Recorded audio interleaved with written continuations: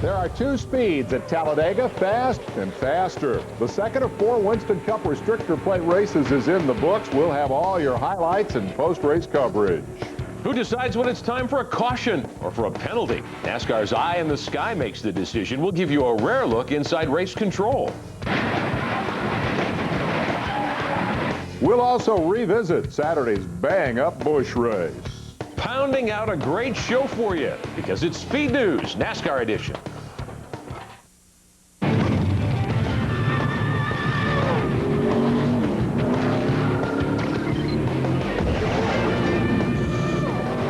Speed News, NASCAR edition, presented by Circuit City.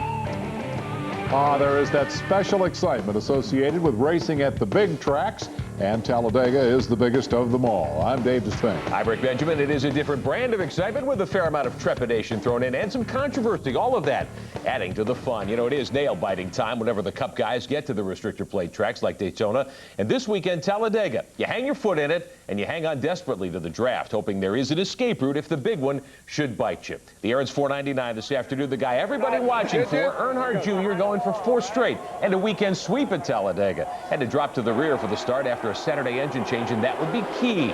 They packed in tightly until lap 4, turn 2. When Texas winner Ryan Newman cut a left rear down, the big one came early. By some counts, the biggest one ever at Talladega. By the time the 12 cars stopped tumbling and the fire blew itself out, 27 cars involved. Show you a couple of different views. This one from Rusty Wallace's Miller Lite machine. There goes the tire from Newman's car. Now on board with Earnhardt Jr. Covered up the in-car camera there, but he was okay. They pitted and made some quick repairs. Just slight damage to the 8. Got him ready for the restart. He would be fast. 19 laps in, Michael Waltrip, Kenny Wallace rolled to the front. With all the cars in the garage and on pit road after the wreck, guess who was on his way to the front? Yes, indeed, Earnhardt Jr. up to 3rd. But by lap 28, the repair job coming loose. And Jimmy Johnson and Jeff Gordon hooked up early and often. Johnson led nearly 50 laps today.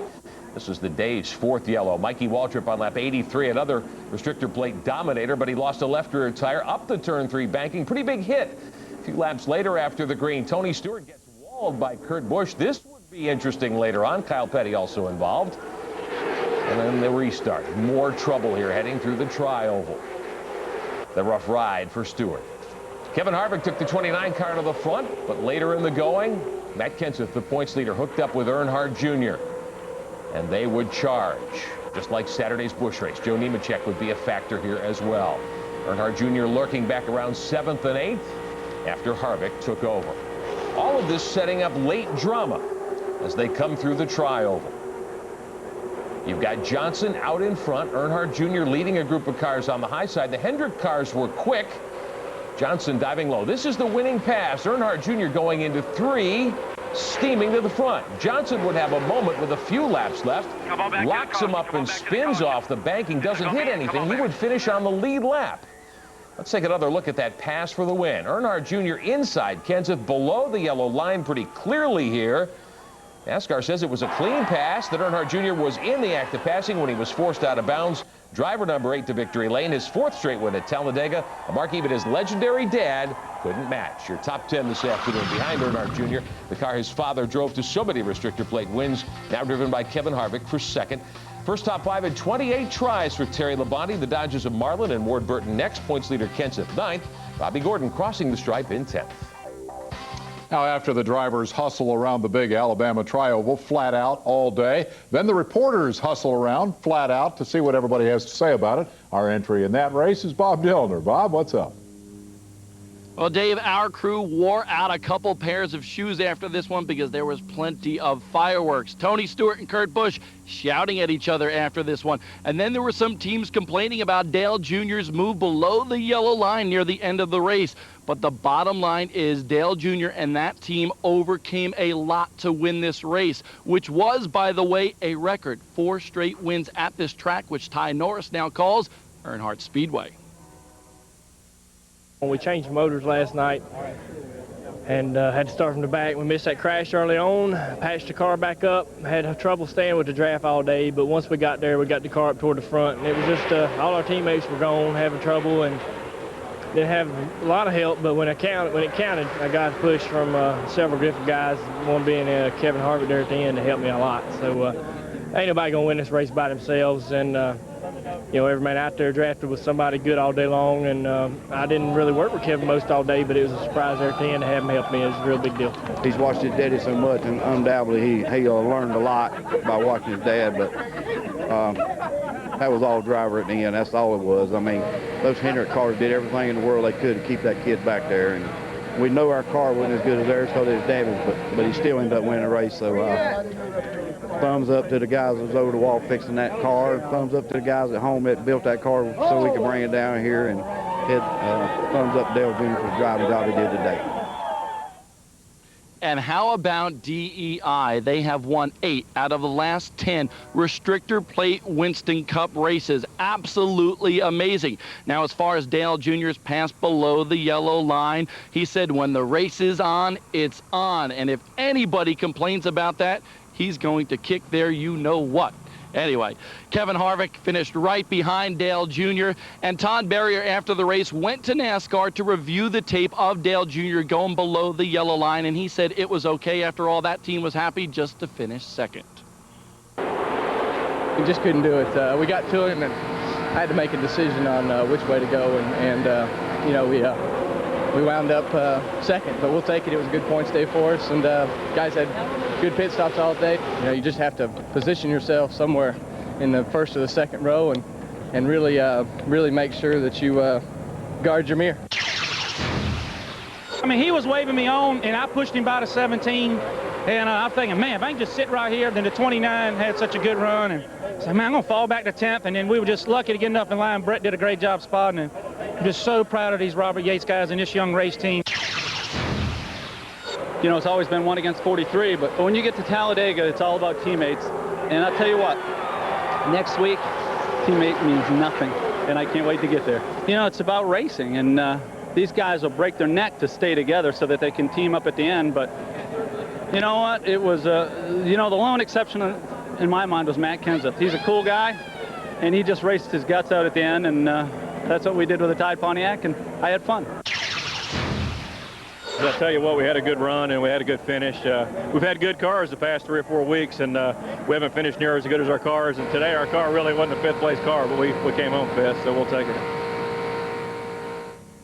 Terry Labonte better take it because it was his first top 5 finish in 28 races. A good run today by Texas Terry, guys. So, Bob, I assume that the guys all left their differences on the racetrack, and as soon as that checkered flag fell, they were all buddies again, right? Oh, no, absolutely not. Of course, Kurt Busch and Tony Stewart getting into it on the racetrack. Tony hit the wall, but after the race, they also got into it in the garage area. Tony kind of maybe yelling at Kurt Busch a little bit, and then Kurt Busch took his Gatorade bottle and tried to splash Tony Stewart. Tony Stewart did not like that. In fact, as Kurt Busch walked in the trailer, he told Jimmy Fenning, you better keep your driver away from me because there could be trouble.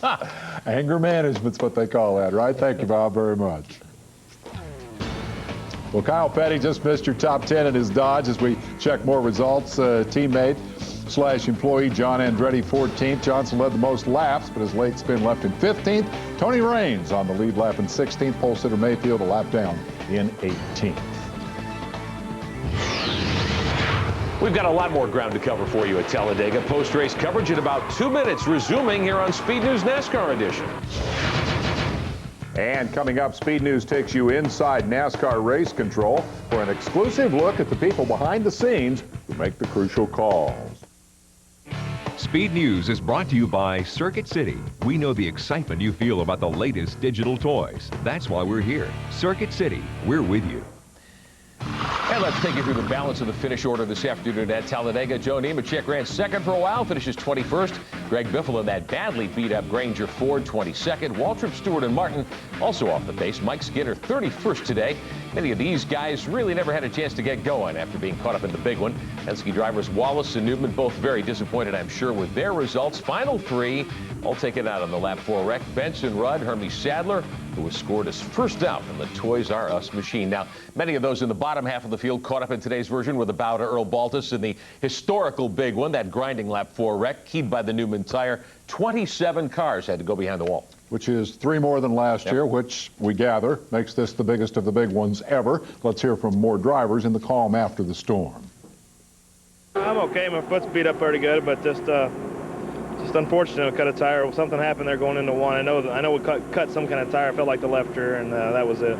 You know, I was just in the right spot, man. You know, a few feet further ahead or further back, and I'd have been all right. But I just can't believe it. I saw the wreck from the very start. You know, it's already, you know, headed to the wall. And, you know, all I could do was get slowed down. The guys behind me couldn't get slowed down, and I'm sure the guys behind them couldn't get slowed down. It's just everybody in a big pack.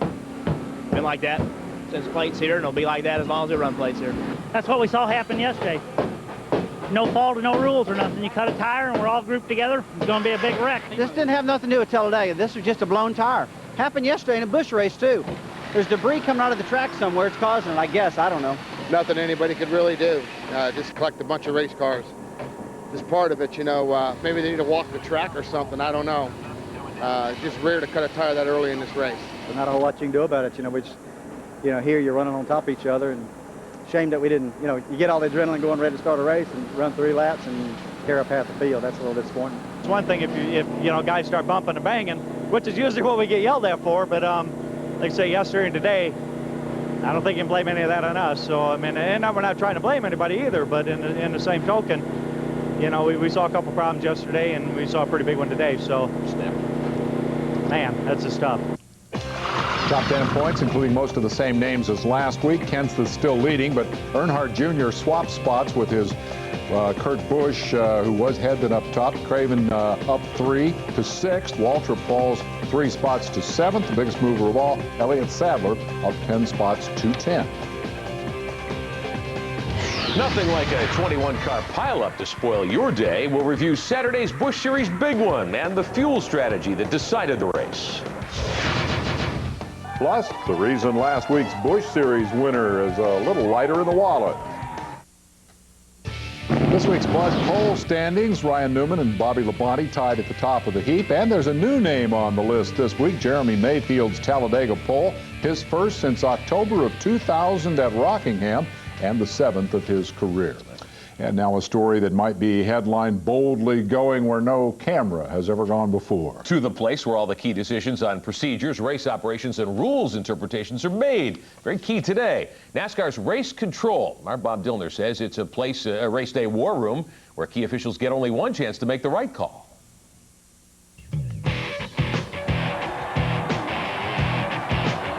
Every week at the races, the events that take place are monitored by NASCAR Race Control. The men and women in the tower govern most of the decisions that happen on the track, from the start of the race to the checkered flag. Caution call, let's ease them off, 3rd time by. The voice you hear is that of David Hoots, the director of events for NASCAR. He is the main man in the tower and is considered NASCAR's eyes in the sky. I'm the race director for the Winston Cup Series and a lot of the companion events with the Busch Series. And the job entails coordinating all the movement of the officials and the cleanup trucks, and alongside the safety coordinator that moves the emergency equipment. David Hoots is the race director, and he's the person responsible to communicate with all the officials around the racetrack, including the flag stand, the pace car driver, and the officials up and down pit road. David Hoots and his team have seen it all. They've been on the scene for a long time to help give fans the type of race they've come to know and love. The trouble, got chain mail going around, got into Morgan Shepherd. Put it out, put it out. Clean up 1, Bob, get ready. Leader's coming off 4. Leader's got it, leader is the 57. Bob's going around to the inside of turn 2, and I'll get you up on the hill where he come off. But I don't know if you need to put anything down there, but it speeds the debris there. Howard, you did say 3 and 4, right? 1 and 2, then 3 and 4. Going up the hill right now where you're at. There you go, Jerry. Bob, is that drying up there? Is it water or another type of fluid? How does it look to turn 2, Dennis? It's all, David. Spotters, I got 2 cars. I got a cleanup truck in turn 2. There you on it, Bob. Go up the hill. 10-4, Howard. I'm talking to the cleanup trucks and the caution car to maintain some control of what the race is happening. We're looking at who's running in the lead lap, the lap down, getting the racetrack raceful and ready to go back as quick as we can. Just a great overview of the whole event as it's happening. 7 starts to tail in along the line, shortcut in the pit, car 7. How's your racetrack look, Dennis? Good, sir. Sounds like organized chaos, but with thousands of variables to deal with, Hoots keeps it all under control. Man, I'll tell you what, that's a hard leg. Tell the crew chief on the 99, this is his warning. If he don't get some patience, he'll be in there on the trailer. We're fortunate to have a guy like David to be able to operate the way he does and do it so well. But he's the command voice, if you will, that keeps everything glued together. And let's bring back Bob Dillner, who's in Talladega. Bob, there's certainly a lot of pressure on David Hoots and Mike Kelton in these cases. Especially today here at Talladega. Of course, they had the big one to deal with today at Talladega, and I flipped over to NASCAR's channel just after that big one occurred, and they were trying to keep things very safe, very clean for the drivers, and they did a good job directing traffic. Now, that piece that you just saw, that was at the Bristol Motor Speedway a couple weeks ago during the Busch Series race, and today they had a lot of stuff to deal with here at Talladega. Of course, a lot of controversy around Dale Earnhardt Jr. maybe going below the yellow line, but David Hoots, Mike Kelton made the right calls in that instance. A lot of people reviewed the tape afterwards, and they have a tough job to do. And Jeff Gordon is one of the drivers that have asked for a full-time safety team in NASCAR. I asked Mike Kelton about that, and he told me they are exploring that for next year. That would be a radical change. All right, thanks, Speed's Bob Dillner on the ground for us tonight in Talladega. And, of course, our NASCAR coverage never sleeps. Tomorrow night, it's inside Winston Cup at 7 Eastern, and then inside the NASCAR Busch Series at 11. And don't forget the Winston Cup Wednesday, and we'll set the table for Martinsville for you. Trackside airs Friday night at 7. It's all here on Speed.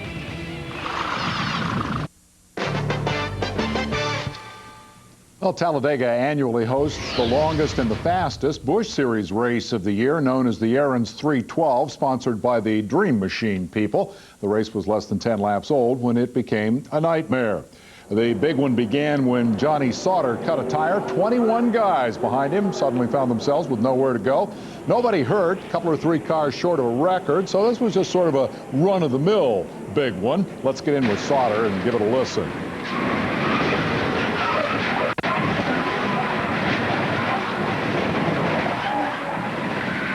Hey, you crashed for a long time at $180. There. That's Earnhardt Jr. leading what turned out to be a mileage derby. Between the last stop and the last couple of laps, everybody needed a caution. Oh, look, debris on the track. Oops, actually, McMurray threw the debris all the way off the track, so there's no yellow. Here's your caution with 2 to go. Jr. wins the race back and then does the last 2 laps on fumes. And I see a lot more thumbs up than thumbs down amongst the Talladega fans. The winner needed a push to victory lane, and we'll hear more about the big one, beginning with the guy who started it. Kind of left her tire down. Paid it for our payday car. We had a good car, just biding our time, riding 5th or whatever. Kind of left her tire down. That's it. What else is there to say? Tore up a bunch of good race cars. Had a decent race car in the draft. It was I was having a good time out there, but the day was cut short. You know, everybody knows when something happens here, it takes out everybody from that point back usually. When that happens, say a prayer and hang on, man. That's all you can do. And I'm trying to find an inner tube to blow our right side of the door on. We got a lot of sheet metal damage. I don't think the frames are bad, but golly, riding around in 6th spot, just cruising and get wrecked. Todd Bodine still leads the points chase, 39 ahead of McMurray, 69 more than Hornaday. Shane Neal and Jason Keller going opposite directions. Neal gained 3 spots. Keller lost 3 at Talladega. And Mike Wallace up 8 places to 10. Well, Joe Nemechek won last Saturday's Busch Series run at Texas, but his team took some losses come last Monday. The 87 car found to have an illegal left front spring, so Andrea Nemechek, who's listed as the car's owner, got $25,000. Eric Phillips, Front Row Joe's Busch Series crew chief, was gigged for $5,000 and suspended 2 races. That's why Brian Petty had the headset back on yesterday to call the shots for Nemechek, who ran 2nd at Talladega in Saturday's Busch Series run. Todd Braun's new Busch Series team also running afoul of the refs at Texas a week ago. Both rookie driver Chad Blunt and the team owner lost 25 points. Crew chief Patrick Donahue fined $5 grand. Braun's 19 Busch Series car caught with illegally lightened rear hubs in pre-race tech. Donahue also suspended for the Texas and Talladega events.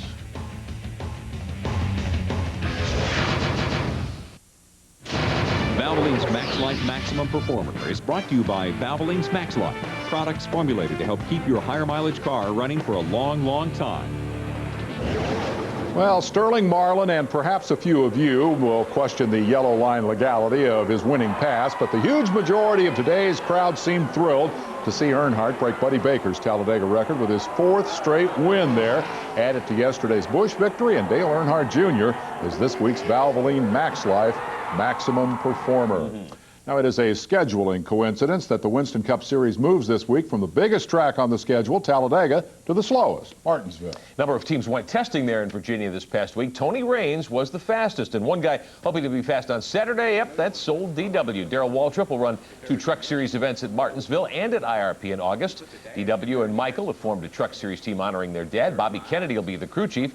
Jeff Hammond and Larry McReynolds from Fox and Speed will help you out, too, and you'll be along for the ride during our live coverage of both races here on Speed. DW's number 17 will carry extra in-car cameras at Martinsville next week. And, of course, full coverage of the Martinsville action and at Nashville Superspeedway this coming week on Fox and on Speed. Friday, Cup and Busch Series qualifying right here. Saturday, we've got the Truck Series round at Martinsville and the Busch Series run at Nashville on FX. And Sunday, 500 laps of Winston Cup racing for you from Martinsville Speedway as we show you the Saturday schedule.